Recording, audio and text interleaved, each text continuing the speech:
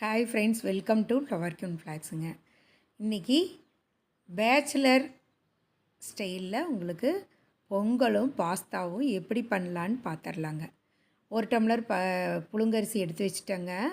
வீட்டில் இருக்கிற பொன்னி அரிசியை ஒரு டம்ளர் எடுத்துகிட்டு 1/4 டம்ளர் பாசிப்பருப்பு அரை மணி நேரத்துக்கு முன்னாடியே ஊற வச்சு கழுவி எடுத்து வச்சுட்டேங்க.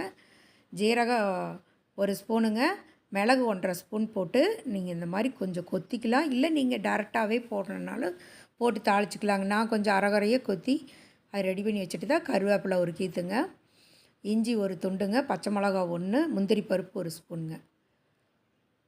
நீங்கள் நெய்யும் விட்டுக்கலாம், இல்லை தேங்காய் எண்ணெயும் விட்டுக்கலாங்க. நான் ஒரு குக்கர் வச்சுங்க, நெய் 2 ஸ்பூன் விட்டுக்கலாங்க. அதோட ரீஃபண்ட் ஆயிலும் கொஞ்சம் இதோட கலந்துக்குங்க. அது ஒரு 2 ஸ்பூன் போட்டுக்கோங்க.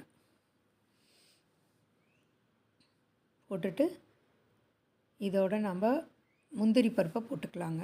முந்திரி பருப்பு, ஜீரக மிளகு நல்லா இந்த மாதிரி வரணுங்க, வாசனை நல்லா வரணும். இஞ்சி ஒரு துண்டு, பச்சை மிளகா, முந்திரி பருப்பு, கருவேப்பிலை எல்லாம் போட்டு நல்லா ஒரு கலக்கி விட்டுட்டுங்க. நல்லா வணங்கி நல்லா ஸ்மெல் நல்லா அழகாக வரணுங்க.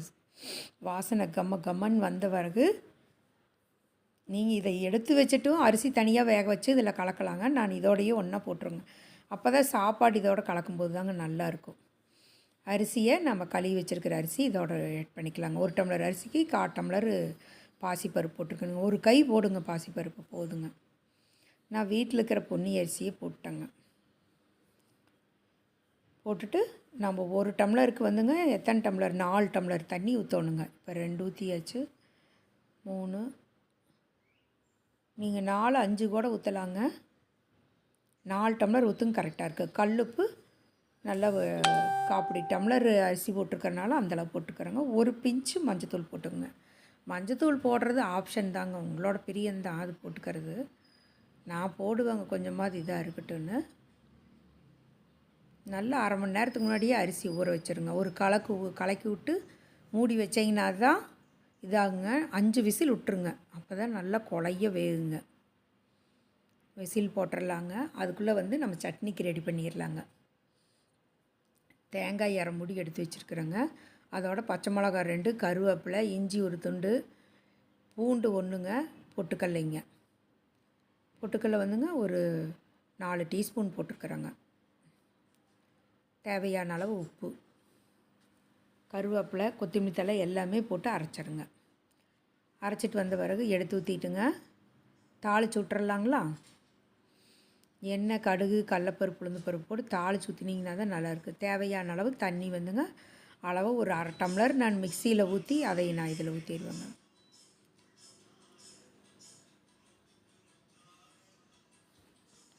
போட்டுங்க குக்கரில் அதுக்குள்ளே விசில் வந்துருச்சுங்க. 4-5 விசில் வந்தோன்னா அதை வேறு அடுப்பில் மாற்றிக்கிட்டுங்க சின்ன கடாய் வச்சு தாளிச்சிடலாங்க.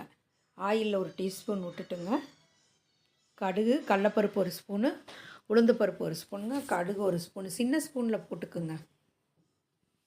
நல்லா பொன்னிறமாக ஆனோன்னா கருவேப்பிலையும், வரமிளகா தேவைன்னா போட்டுக்குங்க. காரம் அதிகமாக வேணுன்னா வரமிளகா போடலாங்க. நான் கருவேப்பிலை ஒரு 10 கருவேப்பிலை போட்டுங்க தாளித்து சட்னியில் ஊற்றியாச்சுங்க. சட்னி ரெடிங்க.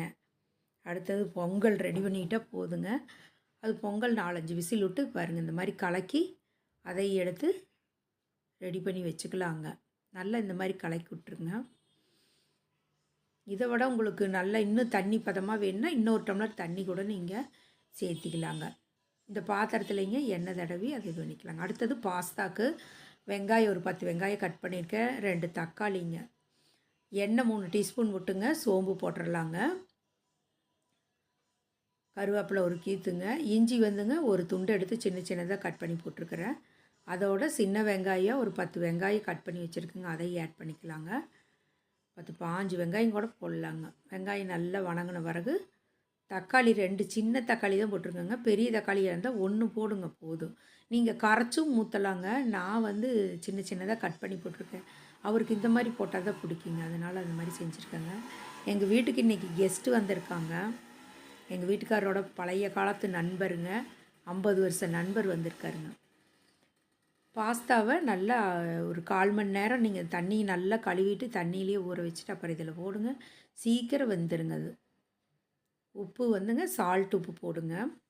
போட்டுட்டு 1 டீஸ்பூன் மல்லித்தூள், 1 டீஸ்பூன் மிளகாத்தூளுங்க, கரம் மசாலா 1/2 ஸ்பூனுங்க, கறி மசாலா தூள் 1/2 ஸ்பூனுங்க, 2 கலந்து போட்டுக்கலாங்க.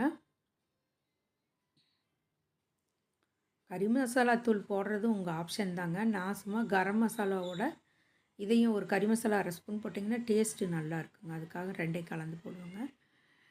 ஒரு கலக்கி விட்டுறலாம். இது வந்துங்க சீக்கிரம் வெந்துருங்க. நீங்கள் தண்ணியில் ஊற வச்சதுனால ஒரு 10 நிமிஷம் நான் தண்ணியில் ஊற வச்சுருங்க. நல்லா கழுவிடணுங்க 2-3 தடவை.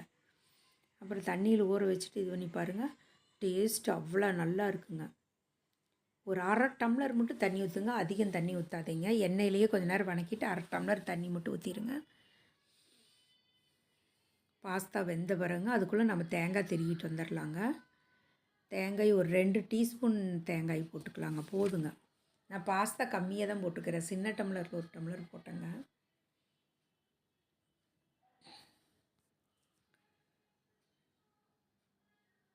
படித்த காலத்துலேருந்து நண்பருங்க எங்கள் வீட்டுக்காருக்கு.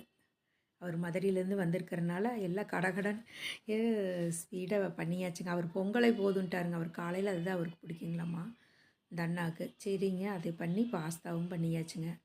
இதோட தேங்காய் நீங்கள் போட்டுக்குங்க. உப்பு காரமெல்லாம் கரெக்டாக இருக்குதான்னு செக் பண்ணிக்கிங்க. நான் வரமிளகா 1 கிள்ளி போட்டிருந்தேங்க. அதோட தேங்காய் பூவை ஒரு 2 டீஸ்பூன் போடுங்க. போதும்.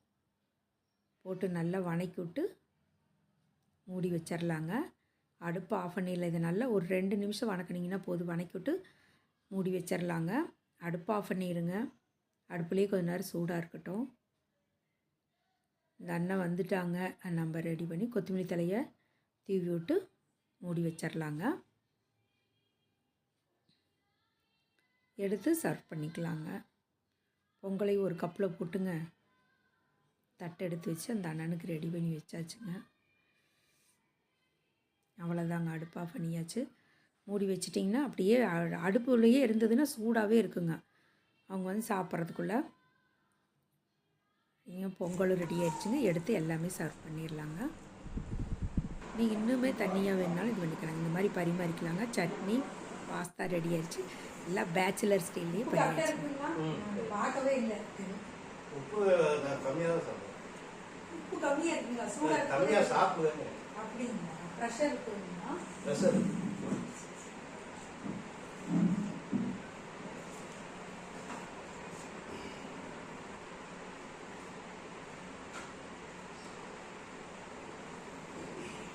நீ குளிச்சிருங்க. குளிச்சிருவியா? நீ குளிச்சிருங்க. குளிச்சுட்டு டக்குன்னு டவல் வச்சு இப்படி போட்டு அழுத்தி தேய்க்க கூடாது. இப்படி தொட்டு தொட்டு தான் எடுக்கணும். டெய்லி சுடுதண்ணி வச்சு தொடச்சு விட்டுருக்குறோங்க. நீ குளிக்க சொல்றேன். நான் டாக்டர் அன்னைக்கே குளிச்சிருக்காரு. வீடியோ எடுக்கியா? எடுங்க. அவங்க இந்த இது யூடியூப் சேனல் அப்படியா? சரி. Cooking channel. அது காலையில் நேரம் இருக்கும். என்ன இது? அது வந்து நம்ம சமையல் பண்ணி அதில் போட்டுருக்கோம். அந்த அட்ரஸ் என்னது? உங்கள் address? Flower queen flags phone அதில் சப்ஸ்கிரைப் பண்ணிருக்கேன். பரவாயில்ல. வீட்டில் இருக்கிறது ஏதோ நாங்களாம் உழைச்ச கட்டைங்க. எனக்கு இந்த டிவியெல்லாம் பிடிக்காதுங்க. சாயங்காலம் போட்டு இப்போ இது உங்களுக்கு எவ்வளோ பேர் இது இருக்காங்க? 2085 வந்துருக்குங்க. இது 4000 வாட்சாக வந்துருச்சு. அது வந்து ஒன்லி 80 வரணும். 1 கோடி வரணும். நியூஸுங்க வந்தால் தான் உங்களுக்கு இது பெனிஃபிட்டுங்க. இப்போ இது மட்டும் வந்துருக்கு. இன்னும் பரவாயில்ல. என்ன ஒரு 2 இது பண்ணிட்டாங்க ஆக்சன்ஸில். அதாவது விளம்பரம் வந்தால் பணம் வர மாதிரி. ஆனால் அதுக்காக போடலைங்க. நான் ஒரு பொழுதுபோக்காக சரி வீட்டில் சும்மா இருப்போம். ரொம்ப ஹெவியாக ஒர்க் பண்ணிட்டு நீங்கள் வந்து போர் அடிக்கணும். அவர் போயிட்டு 11 மணிக்கு வருவாருங்க. 11-18க்கு வந்தாருன்னா குளிச்சுட்டு சாப்பிட்டு சாமி கும்பிட்டு சாப்பிட்டு போய் அவர் படுத்துருவாருங்க. அவர் ரூமில் ரிலாக்ஸாக. அப்புறம் டிவி 1 நேரம் பார்த்துட்டு தூங்குவாருங்களா.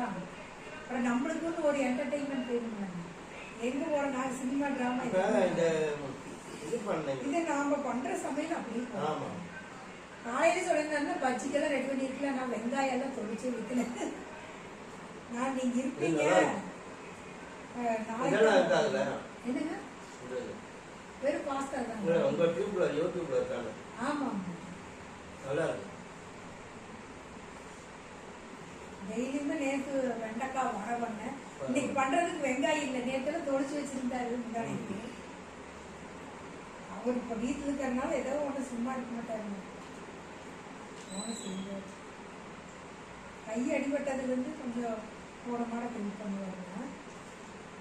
மற்ற நாளில் ட்ரிங்க்ஸ் அதிகம் சாப்பிட்றது. உங்கள் ஃப்ரெண்ட்ஸ் வந்தால் எங்காவது கத்தி வெளியே கொடு. சாப்பிடுவாங்க. கத்தி. பரவாயில்ல. சட்னிங்களா இது? பொங்கல் பொங்கல் வேணுமாங்க? பொங்கல்.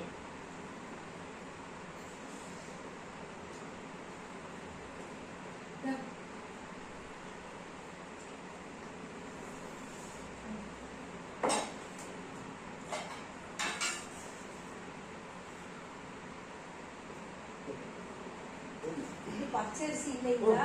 புழுங்கரிசிலே பண்ணிக்கிட்டேன். அவ பச்சரிசி இப்போ போன வாரம் வந்து சரி. வேறு ஏதோ ஒன்று பண்ணியாச்சு அவசரத்துக்கு.